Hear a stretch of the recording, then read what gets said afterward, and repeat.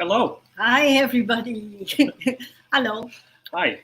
Hey, he looks handsome again, huh? No beard, cut hair. Really? Good morning, everybody. Thank you, and welcome to the Simone and Arjen Mutual Appreciation Society. Yeah. Thank you very much. This is a quote from Graham, by the way, for anybody that forgot how it worked. Yes.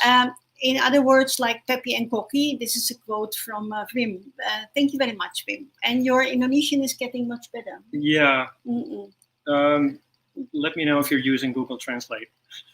Yeah, we will see it, actually. Yeah. So Wim says he's ready to be in the class. And he says, hello from Desiree to everybody else in the class. So you're in the classroom today. Wim is always sitting in front of the class. Yes, I think so. And it's going to be a nice class today. I hope so. Good morning, everyone. Paul and Yvonne, Albert, Yvonne. And Nico natuurlijk. And Nico. And the other Yvonne as well. Yeah. And Huub, Siep, Philip. Hello, Canada. And Solama Pagi. Solama Pagi, as usual. Dank je, Albert. Toch was het een mooi maatje. En Cindy, hoe voel je je? Yeah, I hope you're doing okay. Jas? Jas. Wat is jas? Jas is Dutch for jacket. Ja, dat weet ik, maar wat heeft het hiermee te maken? I'm just providing context to our non-Dutch speakers. But anyway, thank you for your jacket, Wim. And Selamat sore from Molas. Hi, Randy. Hi, Randy. Shouldn't you be working or something? Anyway. But it's okay. This is for you, it's a refresher. Of course, you know everything already, but yeah, who knows? Yeah. Maybe you forgot a little bit. And actually, folks, for your info, Randy is my advanced open water teacher, so I learned a lot from him. And he is my swim until instructor student. Great. Wim says yes. Okay. Petra, good morning. Kasihan sakit. Randy is Saki. It doesn't feel so good. Well. Yes, Google Translate says Wim. But you, hopefully you can prepare by the time we can finally meet each other in real life, right? Yep. That would be very awesome. Before we start today, again, it is, as is my duty every time, please make sure you share our stream. I want to once again thank everyone who made contributions, donations this week. In case you know anyone who wants to donate or who finds it in their heart to help us, please share our donation page with everyone you know. It'll help us survive through the year because, as you know, it's not easy. So thank you very much for that. We're completely empty. Yeah. Completely. We can use all the help we can get. Yeah. And so we're not out of this yet.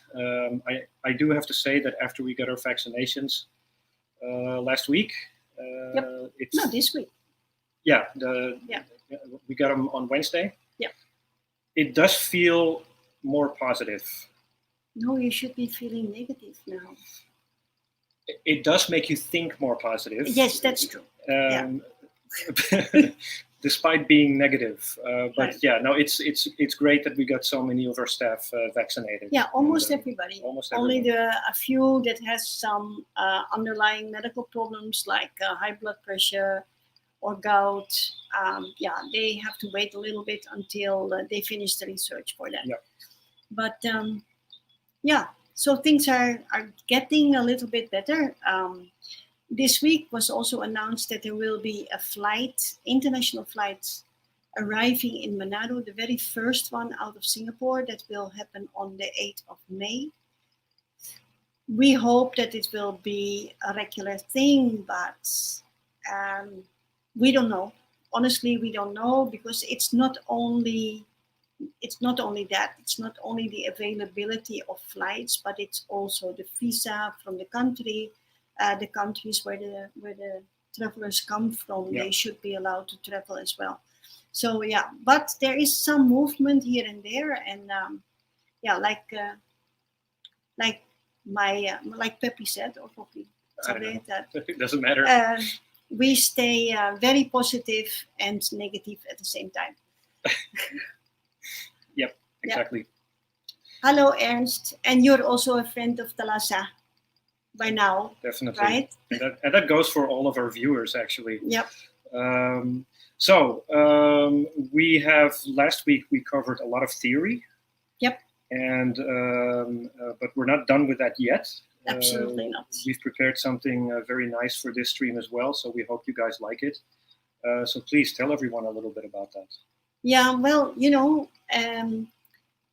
last 2 weeks we talked about buoyancy and what everything that is involved with it, and this has a little bit to do with that buoyancy too, because if you control your buoyancy very well, then you probably will not get any other problems because you can't make your safety stop.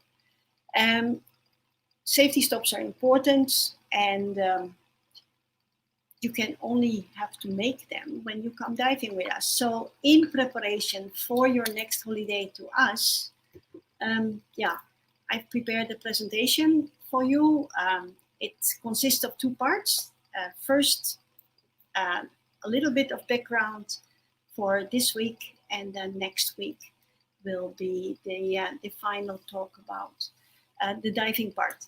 So I hope you find it interesting, and just as a reminder up front, if anything is unclear or you want to ask or comment on something, we will stop the video every now and then don't hesitate, just shoot.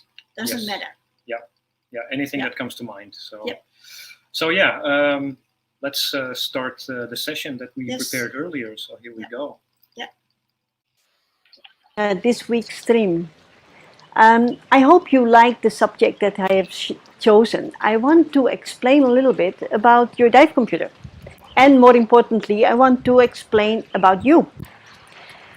Because, well, we love diving. And I hope you remember the last time you were with us on the boat. And I do hope that you have been able to dive somewhere, somehow, in this past 1.5 years. And when you did that, when you dived, then you know that your computer is doing the hard job for you. It calculates your time, it calculates your depth, it tells you if you want to have to make a safety stop or a decompression stop if you make a small mistake. And that is really, it adds to our holiday. All computers work more or less the same, and it's very good if you know how your dive computer works. I come back to that later. Different features only are determined by different brands. But do we really know what is going on there? I have some questions. What is the base upon which your computer functions and calculates? Do you actually know what it calculates? And how safe or unsafe is your computer actually? Can you really switch off your brain?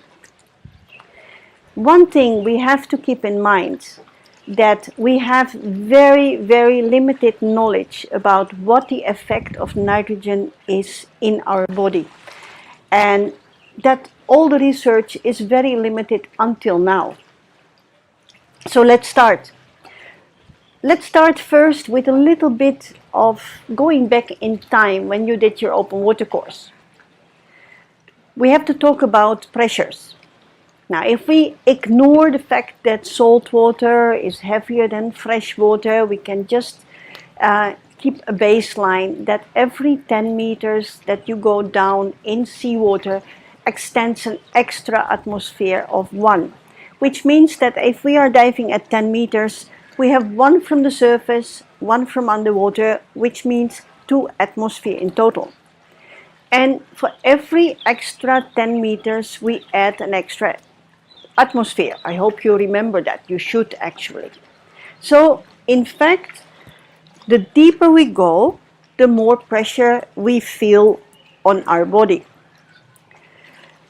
Our regulator has been designed in a way that it always gives you air of the surrounding pressure, which is on itself, of course, a really good feature of that thing. And then the regulator helps us to breathe underwater.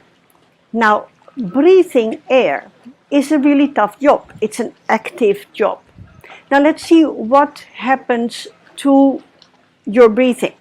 We start with looking at the slide here. You see that there is the trachea. Then it splits up into the bronchia, bronchioli, and then in the end, the alveoli that you see here on the slide. Now, the alveoli are actually the most important part of your lungs. They are like very, very tiny balloons covered with a net of blood vessels. Very, very thin, and they're only 1 cell thick, so really, really thin. And because they are so thin, it enables gas to move through the wall of the alveoli and through the wall of the blood vessels. And this is the way how oxygen or our air enters our body. So what are we actually breathing? Our air is a mix of gases. Yeah? The 2 major gases are oxygen, approximately 21%. In fact, it's 20.8%. And then nitrogen, which is approximately 78%. And the rest is being taken by other gases like freon, like neon, like hydrogen, like a very, very tiny bit of carbon dioxide. Now, in our body, the oxygen is being used, it's being burned, and the exhaust gas of that burning process is carbon dioxide. So 4% of our oxygen changes into carbon dioxide, and the carbon dioxide is not only a waste gas, but it also triggers our breathing. So we need that as well. Maybe it doesn't sound like it, but we do need it, but it's a different kind of subject. So when we exhale the same amount of nitrogen, the 78%, but we exhale 17% oxygen and 4% carbon dioxide, and of course the other gases that also are not being used by our body, just like the nitrogen. Now, why is that important to know? One of the guys in the early days that tried to explain that was Mr. Dalton, Mr. John Dalton. And he said that if you have a mix of gases, then the percentage of that gas which is present in that mix exerts a percentage of the total pressure, which means that we have the pressure of the oxygen separately from the pressure of the nitrogen and so on. It also says that if you add all these individual pressures, then the total will be the complete pressure. A pressure of one gas in a mixture we call partial pressure. Now, Have a look at this slide. Then you see that we have one canister with oxygen, one canister with nitrogen, one canister with argon, one with hydrogen, and one with coal dioxide. And then if you count them all together, you have one canister with air from one atmosphere. So if you are really into calculation and mathematics, you can actually put that in your calculator or in your telephone and check for it by yourself. Now, why is that important to know? Once we go underwater, I just said that your regulator will give you air from the pressure where you are. So if you are going to 10 meters, your surrounding pressure will be 2 atmosphere, which means that the percentages of every gas stays the same, but the partial pressure will increase. So if we have 21% oxygen at the surface, which exerts 0.21 atmosphere, then at 10 meters, it would exert 0.42 atmosphere. And then 20 meters, it would exert 0.63 atmosphere. So the deeper you go, the higher the partial pressure of each gas. In the next part, we will talk about our body, or a fluid, actually. And it is important to understand how oxygen and nitrogen enters our body. And that scientists try to approach it like this. This is Henry, Mr. Henry.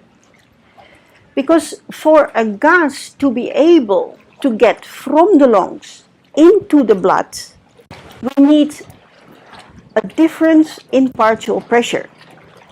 And Mr. Henry said, at a constant temperature, the amount of a given gas dissolved in a given type and volume of liquid is directly proportional to the partial pressure of that gas in equilibrium with that liquid. Wow, a mouthful. Are you confused already? I was when I read it, because in fact it sounds far more complicated than it is.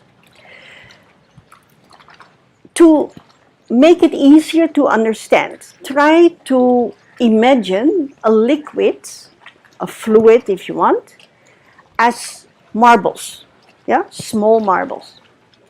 And you imagine a gas like sand or like dust particles. Now, 2 marbles or 3 marbles together, they leave a little bit of space. And some gases, we call them inert gases, they can move in between the space that has been created by a number of fluid molecules. Now have a look at how that works in a practical sense if we look at Henry's law. Here you see 3 basins. The gray balls, they represent the fluid, or your body if you want, because our body consists of 97% from fluids, some in a more solid state than others, but it's fluid, most of it. And the arrows, they indicate nitrogen. Nitrogen in combination with our body is an inert gas. It means that it does not make any chemical reaction with the fluid. So in the first picture here, you see that the 3 blue arrows, they represent nitrogen. The 3 green arrows, they also represent nitrogen, but that is the dissolved nitrogen in the body. And you see there, both of them are 3, which means that the pressure pushing on the liquid or on the body is the same as the gas pressure absorbed in the fluid. And that is where we are now. You just come out of bed, you have your cup of coffee, you haven't been diving, I guess. Maybe if you're in Australia, maybe you have, but normally in Europe, you haven't been diving yet, so it means that the pressure of the nitrogen in your body and the one in the air, that pressures are the same. So nothing happens. You can live the rest of your life happily and never have to bother about nitrogen. Things change when you go down underwater. Once again, I told you that when you go underwater, the pressure increases, your regulator gives you air from the pressure that you are at. When that happens, your partial pressure, the pressure of the nitrogen only, increases. It also becomes more. Yeah, remember, it becomes twice as much at 10 meters. So you have one part in your body that is based on surface pressure, and then you go to 10 meter, and then you have a pressure that is twice as much. So when that happens, the nitrogen starts to be absorbed by your body into the fluid. So that you see here on the second picture. In the third picture, we have a situation where you have been diving, your body has absorbed an extra amount of nitrogen, but yeah, it's time to go up. Your tank is almost finished, you have to go up, and once you start to swim up, the pressure around you is getting less, and it will happen that the nitrogen pressure inside your body becomes higher than the pressure of the nitrogen inside your lungs. We call this supersaturation. And this enables the nitrogen to leave your body as it goes. So yeah, all this nitrogen is being transported, and it's being transported by our own personal transport company, and that is our blood and our circulatory system. Now, why does it happen only with nitrogen like this? This is because oxygen actually is not an inert gas. Oxygen bonds chemically with the hemoglobin on the red blood cells and is being burned. But the nitrogen, it doesn't happen to the nitrogen. And here you see the green dots on the blood vessel here.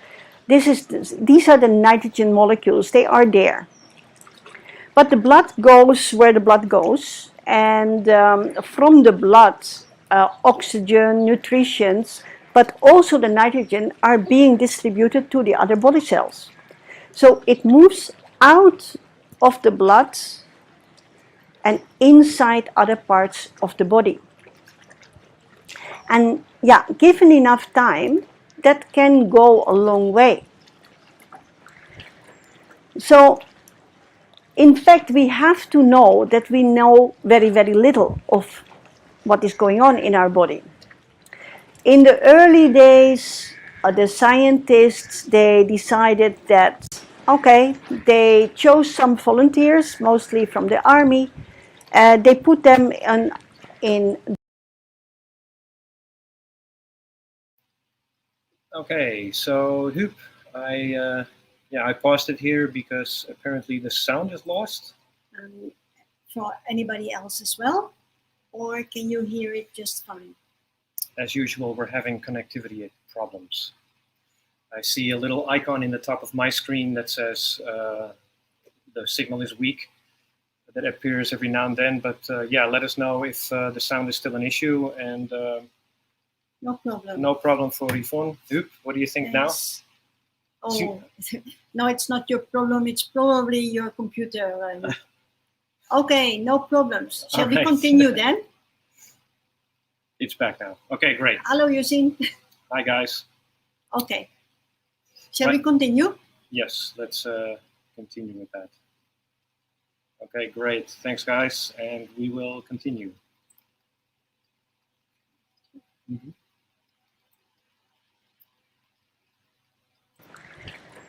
So, in fact, we have to know that we know very, very little of what is going on in our body. In the early days, the scientists, they decided that, okay, they chose some volunteers, mostly from the army. They put them in dive profiles, and then they checked whether they got sick or not. You can understand that is not the most preferred method to find out how long you actually can stay in the water and how much nitrogen your body can hold.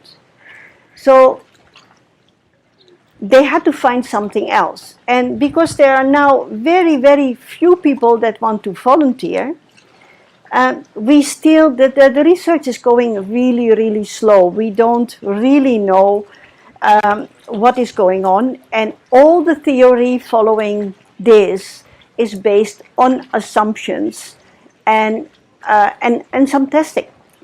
So, are you going to volunteer? Do you want to volunteer and be cut in slices to see what happens to your body? I don't think so.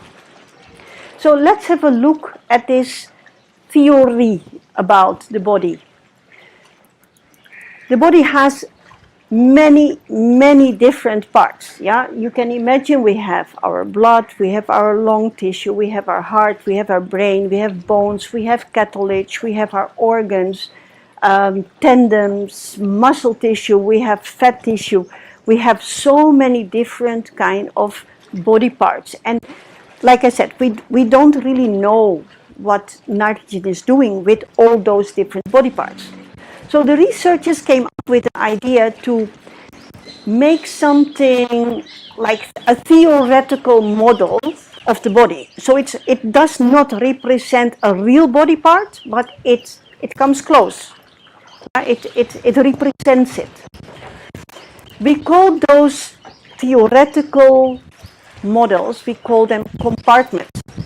And because it's theory, you can make an unlimited amount of those compartments. You can make a compartment that represents the blood, you can make a compartment that represents bones, whatever you want is possible. This is the way your computer works. If you still have the book that came with your computer when you bought it, you can look it up. Maybe it shows you how many compartments your computer is working with. But how do you differentiate between one compartment or the other one? And these same scientists came up with two different ways on how to make a difference between one compartment and the other. The first one is something called half-time value. Now, what is a half-time value? Maybe you remember that term out of radioactivity. It's the time it takes for radioactivity to get 50% less dangerous. We use the same terminology to see how nitrogen enters our body with what space, what pace actually, how fast. Not like I said my body, or your body, but it means a compartment. And to do this, we give every compartment a certain time. Now, just to make it practical, we have chosen to use only 6 compartments, but it could easily be 12 or 20 or 15 or 9. The average dive computer usually works with 9 to 15 compartments. And then every compartment has this time. Now, what does it time? You see that the first compartment has a 5-minute half-time value, which means that in 5 minutes, this specific compartment will fill up until half of the available pressure. In the next 5 minutes, it will be half of half. So it will be filling up until 75%. And then again, half of that, and half of that, and half of that, and half of that. So theoretically, it will never get 100% full. But because after 6 times half-time values, the difference between 100% and the last half-time value becomes so small that we consider this compartment to be fully saturated. You remember the slide from Henry's law? Yeah, all the nitrogen pressure is the same inside the compartment as on the outside. So it doesn't really matter which pressure you are on, it will fill up towards that pressure. If you look at the next compartments, that compartment is probably further away from the blood, which means that it needs more time to absorb the nitrogen in that compartment. So that pressure, after that another 10 minutes and 10 minutes and 10 minutes. So it needs approximately 1 hour to completely saturate that compartment. Then we skip one, we go to the 60-minute compartment, which is an important one because it's the one that has been used to design the PADI recreational dive planner, and it also is being used for quite a lot of dive computers. Now the 60-minute compartment, it takes 60 minutes to fill up for 50% of the pressure that you are diving at. And then another 60 minutes to fill up for 75%. So you see that it will take 6 times 60 minutes, 6 hours to fill up that compartment, that slower compartment. And then I've put one of 120 minutes. And why that? This one was used in the early days when diving was mainly done by the army and professional divers. So for us, as recreational divers, we don't need that anymore. But it would take 12 hours for that compartment to completely fill up. So coming back to our gray fluid and our small red nitrogen dots. Try to imagine the body, yeah, like I said before, the air comes into our lungs, it's being distributed to the bloodstream, and from the bloodstream it goes to all kinds of other body parts. Now, some body parts are really suffused with blood vessels, they are very, very full, like for instance your spleen or your liver, they have a lot of blood. There are some parts of your body that don't have that much blood supply, like fatty tissue or bone or cartilage. And automatically, those tissues, they don't absorb nitrogen as fast as the one with a lot of blood supply. So our compartment theory should represent that as well. So we have fast compartments meaning that they absorb the oxygen very, very fast. And then we have slow compartments that are very slow in absorbing nitrogen. Now, if you look at this beaker here, it's a glass beaker full with fluid, and then you see the red dots of the nitrogen. You can imagine that when the nitrogen is in the lungs, goes into the blood, it has to seep through all these different body parts until eventually it reaches down there. So it will take a long time before that nitrogen actually is there at the bottom. You can also understand from this picture that what comes in has to go out. So the moment you start to ascend, the nitrogen will start to drip out first from the top towards your lungs. And the ones all the way down there, they have to move themselves up towards the surface or towards the lungs to be able to get exhaled.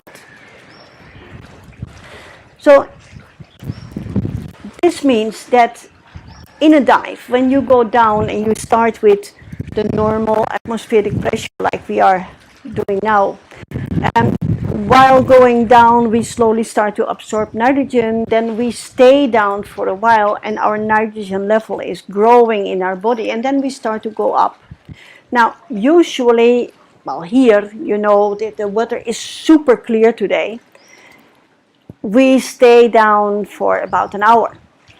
Now, so you have about 45 to 50 minutes to build up your nitrogen. And then you slowly swim up, you make a safety stop, but altogether maybe you only spend 10 minutes for the ascent. If you get to the surface, your body hasn't have time enough to ascend all, to get rid of all the nitrogen all the way to the surface. But we have to make sure that, of course, our nitrogen stays within limits, because we need to give that slow compartment time to get rid of this nitrogen. So we need limits. But what limit is that? Like I said before, the scientists also don't know. So by testing and using small, tiny bubbles called silent bubbles or asymptomatic bubbles, to count them, they use that as a measurement. We talk about that next week. They figured out like, okay, we consider that safe. But it's based on empirical research, because nobody wants to be cut in pieces. It's simple like that. And there is much we don't know yet.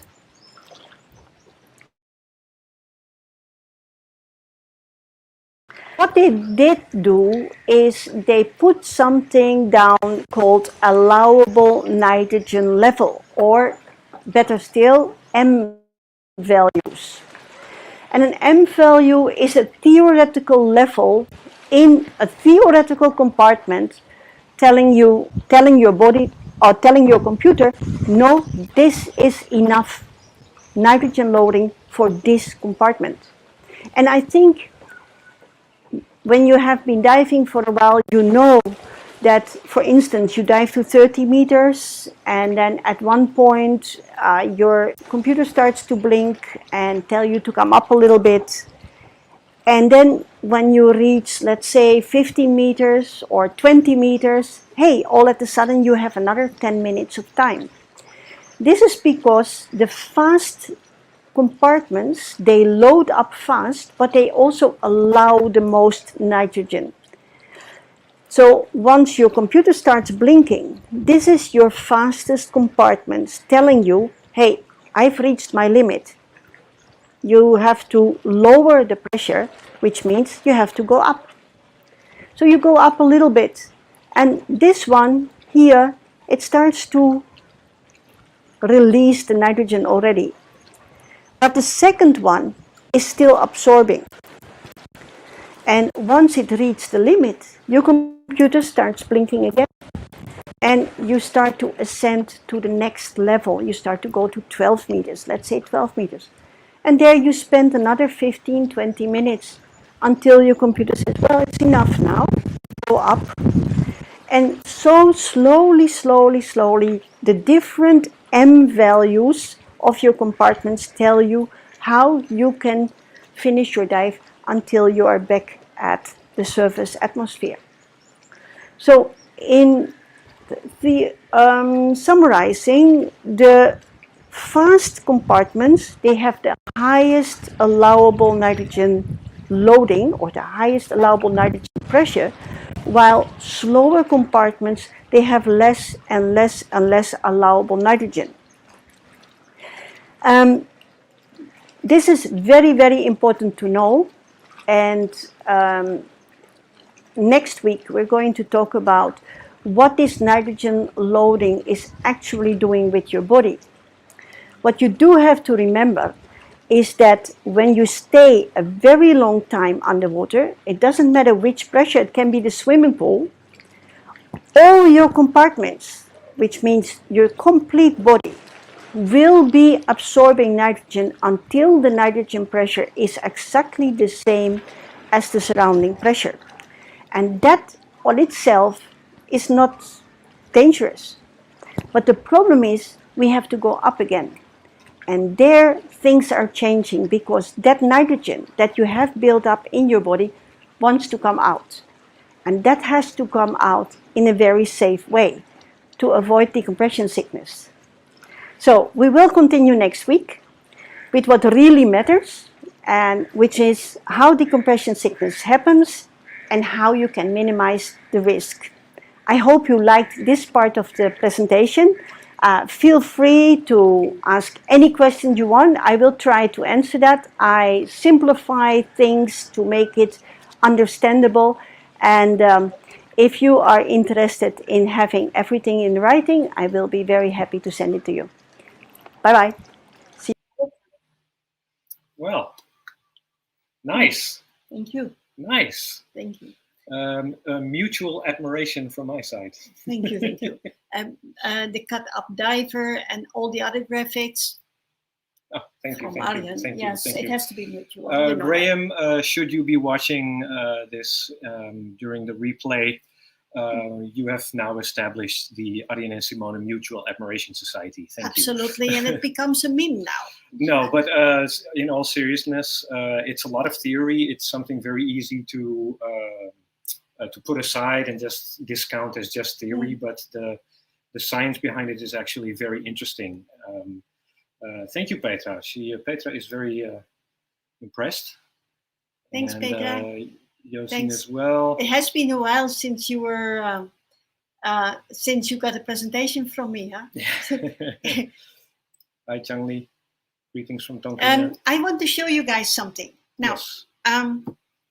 Imagine that this is your body and this is nitrogen. Now look, if I put one drop, then you see that this drop is getting into the fluid very, very, very slowly, and it spreads out, and eventually this will color all the water here blue, right? Or black. Higher. Yeah. Or black. Now, if I put more pressure, 1, 2, so now we are at 30 meters, that coloring will go a lot faster, as you can see.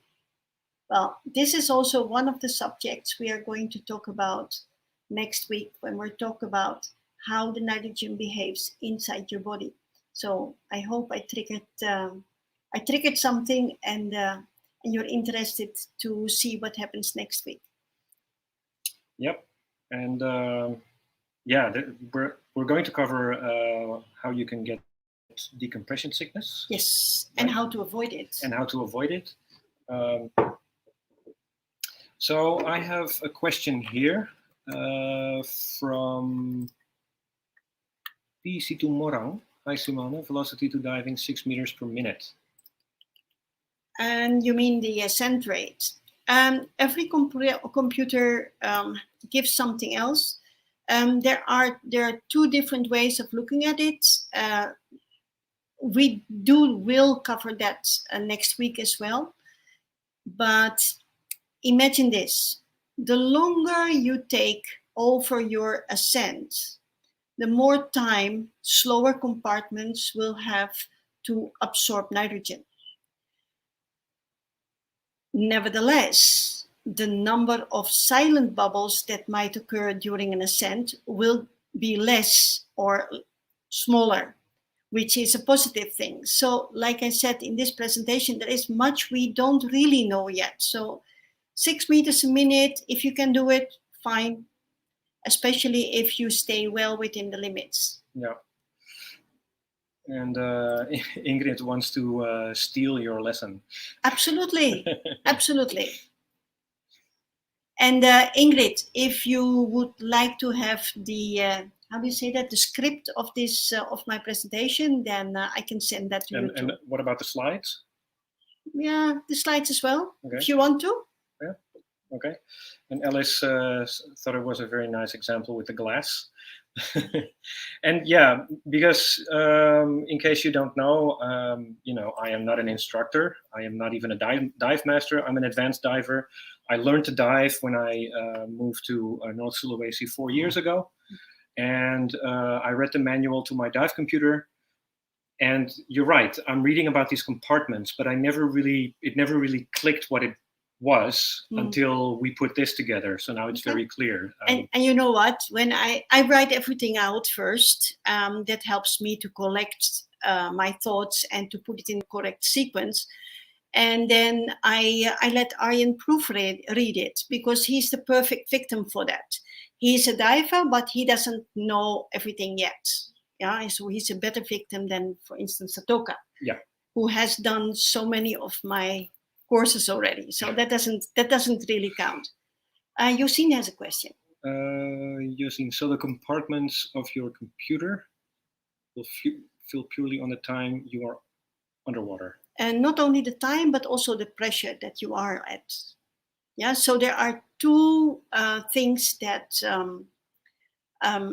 that are differentiate one compartment from the other. One is the time, the half-time value in which a compartment, so also the compartment inside your computer, fills up until the pressure that you are at. So it has to measure the pressure as well. And then the other one is the M value, or the allowable nitrogen pressure. So how much of that pressure is allowed by your computer. I hope that answers that. All right. And Ernst says he needs to buy a dive computer. Yeah, you have to actually. Yeah. There is, unless you want to go with a depth gauge, a watch, and a dive planner, you will probably be one of the 10 people in the whole world that are still using that. So yeah, you have to buy a computer. I'm surprised, Ernst, you don't have one already. No, he hasn't been diving for a long time. Okay. That. Yeah. Okay. And Jürgen, you're welcome. He says thanks for all the information. Yvonne asks, is it still safe to dive with older computers? Yeah, how old is old? Yes, that depends. It depends. And most computers, and also the older computers, they are based on this theory. So I guess, yes, it would be safe. Although you cannot switch off your brain, right? And we talk about that also next week. Yeah. And Huub says, and the beginning pressure above the water, like when diving on altitude. Okay, Huub, I hope you're not seriously don't know that, because I know you're an instructor and you want to catch me maybe, but we are talking about absolute pressures and partial pressures. When you start with a less than 1 atmospheric pressure, you have to adjust your depth calculation. Some computers will do that automatically, so they calculate your theoretical depth. But everything is based on the difference between surface pressure and absolute pressure, that ratio. So if you lower the surface pressure ratio, the surface pressure, then you have to adjust the total pressure ratio underwater to get the same as in a normal sea level situation. This also counts for the depth where you make safety stops and the ascent rate that you are going to use getting to the surface. It's all about releasing the nitrogen and at what speed. Right, and he elaborates on that. It wasn't a question, but a remark on the 2 points of time and underwater pressure. Okay. I assume that Huub definitely knows what he's talking about. Absolutely, I know he does. Yeah. So if you have any more questions, do let us know. Just a quick one, everyone. I'm just going to put this up here at the bottom. If you haven't done so yet, please do revisit our funding page to help us through the year. That's just a quick one before we leave. Another remark from Paul. He says, although we feel like a fish in the water while diving, it's a pity we are human and not fish. Paul, I feel that every time I struggle to get out of the water, honestly, I feel much better under there than at the surface. Yeah, I do agree. Really? Yeah. And today, the water was really, really crystal clear, and I couldn't go diving. Mm-mm. So yeah, I guess we've come to the end of this one. Yeah, it's a little bit short this time, Yeah, but that's all right. That's all I right. hope you like this. And even if you didn't, just let me know, because if it's too fast or you didn't understand everything, just let me know. Because if you do like to have this kind of streams, then our plan is to do it more often, and you can give some ideas of subjects that you would like to see covered. Yep, and as usual, we will just keep an eye out on our Facebook page, Yep. As well as Instagram, and we will send out a newsletter the coming week. Yep. So, and if you haven't subscribed to our newsletter yet, just go to our website. You can find a subscription link down below. And yeah, that's it. Yep. And thanks for all the compliments, guys. Yes. I appreciate that. Oh, just a quick one. Hoop says, very good explanation. I wish it was as elaborate as that in the PADI course. Well. Okay. Can you scroll up a little bit? Where? A little bit more, a little bit more, a little bit more, a little bit. Who wants to steal it? Yes. Yeah, that's Ingrid. Ingrid, if you want to steal the trick with the glass and the ink, make sure the bottle is clean.